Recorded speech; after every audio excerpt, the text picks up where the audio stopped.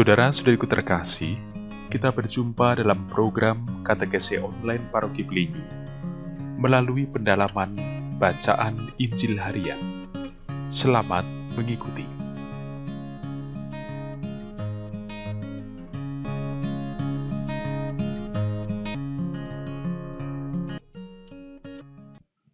Pewartaan Sabda Tuhan dikutip dari Injil Matius pasal 23 ayat 1-12. Maka berkatalah Yesus kepada orang banyak dan kepada murid-muridnya, katanya, ahli-ahli Taurat dan orang-orang Farisi telah menduduki kursi Musa. Sebab itu turutilah dan lakukanlah segala sesuatu yang mereka ajarkan kepadamu. Tetapi janganlah kamu turuti perbuatan-perbuatan mereka, karena mereka mengajarkannya tetapi tidak melakukannya. Mereka mengikat beban-beban berat, lalu meletakkannya di atas bahu orang, tetapi mereka sendiri tidak mau menyentuhnya. Semua pekerjaan yang mereka lakukan hanya dimaksudkan supaya dilihat orang. Mereka memakai tali sembahyang yang lebar dan jubah yang panjang. Mereka suka duduk di tempat terhormat dalam perjamuan dan di tempat terdepan di rumah ibadat. Mereka suka menerima penghormatan di pasar dan suka dipanggil rabi. Tetapi kamu, janganlah kamu disebut rabi, karena hanya satu rabimu dan kamu semua adalah saudara. Dan janganlah kamu menyebut siapapun bapa di bumi ini, karena hanya satu bapamu, yaitu Dia yang di surga. Janganlah pula kamu disebut pemimpin, karena hanya satu pemimpinmu, yaitu Mesias. Barang siapa terbesar di antara kamu, hendaklah ia menjadi pelayanmu. Dan barang siapa meninggikan diri, ia akan direndahkan. Dan barang siapa merendahkan diri, ia akan ditinggikan. Demikianlah Injil Tuhan.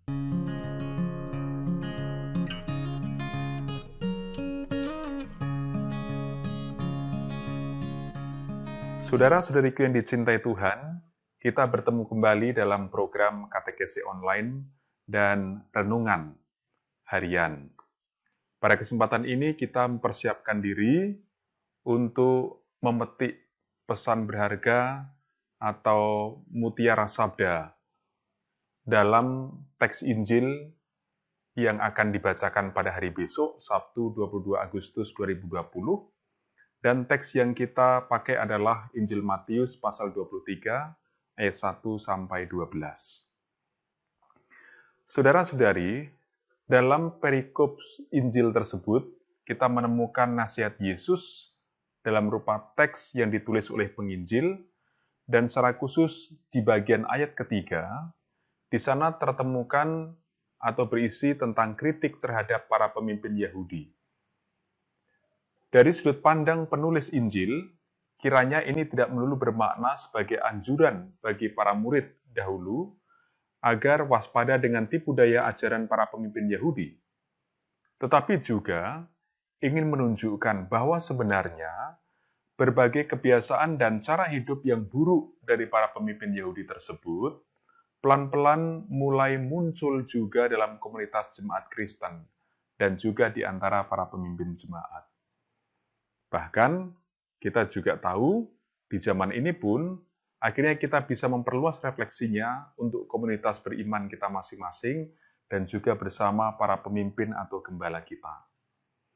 Saudara-saudariku, di antaranya beberapa hal yang mau diungkapkan lewat perikop ini adalah tentang kebiasaan para pemimpin jemaat Kristen yang suka membuat dirinya menjadi lebih tinggi dalam hal status daripada anggota jemaat umumnya.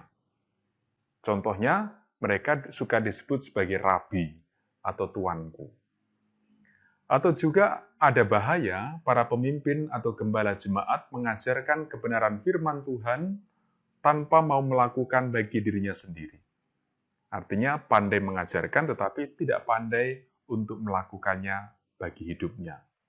Atau bahkan usaha yang dilakukan oleh jemaat dan para pemimpinnya ternyata bukan mencari kehendak Allah, juga bukan demi keselamatan sesamanya, melainkan demi penghormatan, pujian, dan status atau kedudukannya sendiri. Kebiasaan-kebiasaan di atas, saudara-saudariku, jelas merusak persekutuan dan persaudaraan atau komunio di antara jemaat Kristen. Karena itu, sangat ditekankan di ayat ke-9 dan juga ayat 10, hanya satu Bapa bagi anggota jemaat, yaitu Bapa di surga, dan hanya satu juga pemimpin jemaat, yaitu Kristus. Kesadaran ini sangat penting untuk terus dijaga oleh seluruh jemaat bersama para pemimpinnya, juga hingga di masa ini. Kebiasaan setiap murid Yesus harus berani mengambil keputusan cara hidup berbeda dari kebiasaan orang pada umumnya, yang lebih mementingkan kedudukan dan status. Namun, hendaknya tidak demikian untuk komunitas murid-murid Kristus, yaitu harus berani memilih suatu spiritualitas atau semangat dasar hidup jemaat sebagai seorang hamba yang melayani sesama dengan perbuatan nyata. Kiranya tekanan ini terutama ditujukan kepada para pemimpin atau gembala jemaat, termasuk saya. Oleh karena itu, saudara-saudariku, sangat disadari bahwa untuk mewujudkan persaudaraan jemaat yang ideal tersebut tidaklah mudah. Atau jangankan mengurus persekutuan di lingkungan jemaat beriman, bahkan dalam komunitas keluarga saja, sering seorang beriman harus banyak menanggung rasa sakit tidak terkatakan. Apakah situasi itu yang diinginkan Yesus? Tentu jawabannya tidak demikian. Bagi Yesus, semangat kerendahan hati dan pengharapan iman yang kuat menjadi kunci bagi seorang murid Yesus untuk memperoleh kemurahan dari kasih Allah yang membebaskan dan menyelamatkan. Barang siapa yang merendahkan diri akan ditinggikan. Seorang murid Yesus tidak boleh juga dalam kesulitan lalu bersimpuh diam pasif, tetapi harus terus bertumbuh dalam ketekunan melaksanakan panggilan dan tugasnya. Saudara-saudara yang terkasih, apa yang dipercayakan kepada Anda semua, entah itu keluarga, entah itu pekerjaan, entah itu usaha, adalah rahmat panggilan yang Tuhan inginkan. Ketika melakukannya, Anda juga berkembang dalam keutamaan-keutamaan. Semoga kehidupan Anda bersama dan keluarga senantiasa dalam lindungan berkat Allah yang Maha Kuasa, demi nama Bapa dan Putra dan Roh Kudus. Amin.